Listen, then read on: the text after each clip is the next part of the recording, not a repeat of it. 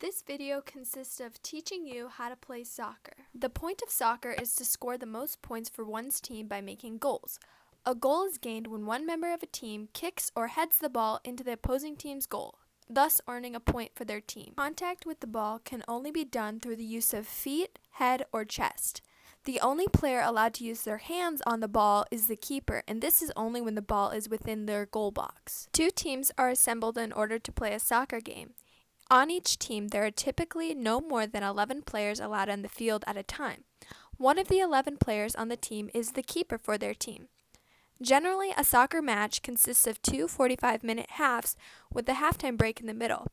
After halftime, the two teams will switch sides and goals. If the ball crosses the sideline, a throw-in occurs. This is when the ball is thrown back in by the team that did not kick it out. When the ball goes out past the end line, there are two different ways to get it back in the game, depending on who last touched the ball. If the attacking team kicked it out, there will be a goal kick, where the ball is positioned on the goal line. If the defensive team kicked it out, there will be a corner kick. One of the most well-known penalties in soccer is when one touches the ball with their hand.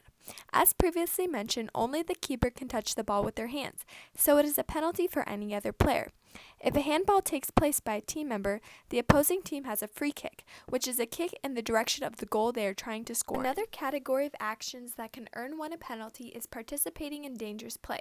The referee usually determines whether a player's actions are worthy of a penalty, but such actions include a situation when a player kicks, trips, jumps at, charges, hits, or pushes another player in a reckless, excessive manner.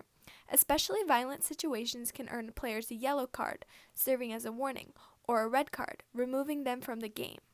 In soccer, players are required to demonstrate good sportsmanship. Excessive disrespect in the direction of another player or referee, such as offensive language, will result in a card. If any penalty takes place in the goal box by the defensive team, the offensive team is awarded a penalty kick, or a PK. This allows them to kick at the goal on the PK line with only the keeper to defend it. Free kick suggestions consist of kicking the ball hard and in the corner of the net. To have an effective pass, one should be kicking with the inside or outside of their foot. For a kick that one would use to score or pass long distances, one should be using the laces of their shoe, where all of a person's power comes from. In order to have a powerful kick, take a few steps before and one step while kicking the ball. During a throw-in, make sure the ball is sent with both feet on the ground and the ball is going directly behind one's head. A main offensive strategy, or a strategy in general, consists of kicking the ball back and forth between a teammate while both players get closer to the net, leading and making a goal.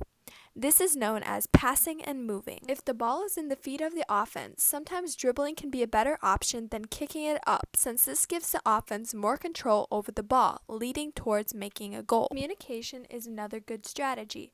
This can be done by simply saying, "I'm open," or "one on." This allows the person with the possession of the ball to make wise choices as they progress. If one is on defense, avoid bringing the ball to the middle of the field, particularly around the goal box. This puts it in an easier position for the other team to score, especially if they can get a hold of it. It is a good idea for defenders to force the player with the ball towards the sidelines. By playing the right angle and turning the body, the defensive player can guide or channel the offensive player to the sidelines. This can make it hard for the offense to get off a good shot or pass, losing their possession. Communication is another good strategy for defense as it is for offense. An example of this is telling a player to guard another player so that the ball will be hard to pass to that person.